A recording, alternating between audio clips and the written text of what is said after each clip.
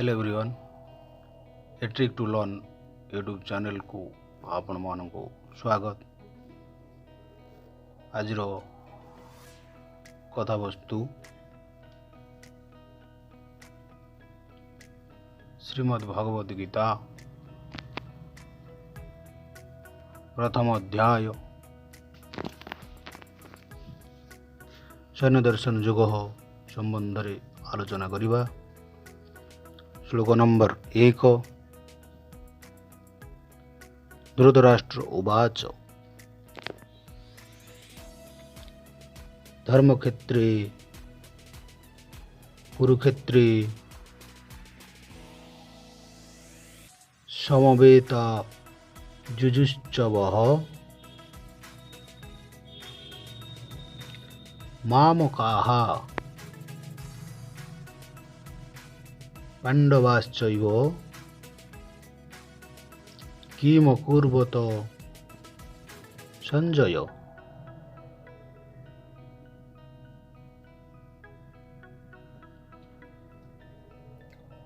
श्लोकार्थ वर्णना करिबा।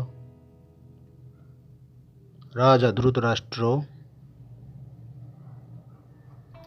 चक्षुहीन होइतिबारु किछि तो देखि पारु नथिले, तेणु से महाभारत विषय जानिबाकू भगवान व्यासं को प्रार्थना करन्ते। भगवान व्यास संजय को दिव्य दृष्टि देइथिले। संजय दिव्य दृष्टि प्राप्त करी धृतराष्ट्र को 18 अध्याय वर्णित महाभारत कथा सबू पुंखानुपुंख भाव रे बुझाई पारिथिले। धृतराष्ट्र उवाच अर्थात धृतराष्ट्र पचारिले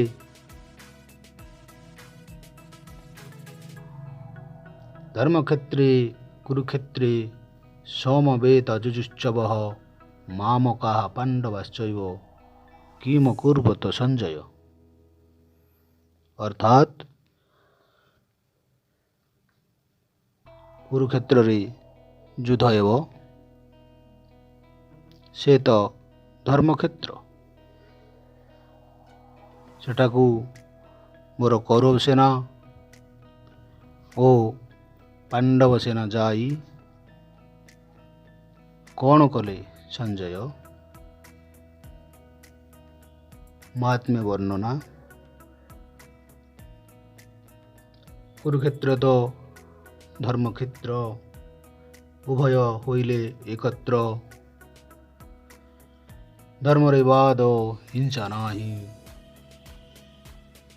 तेणु संदेह मोर होई।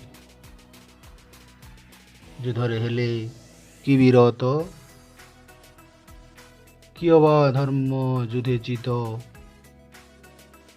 देई युद्धरे स्वर्ग इछि, कह संजय तेणु पूछी। तेबे आज कथा वस्तु को एदिगरे समाप्त करिबा। रहउछि। नमस्कार।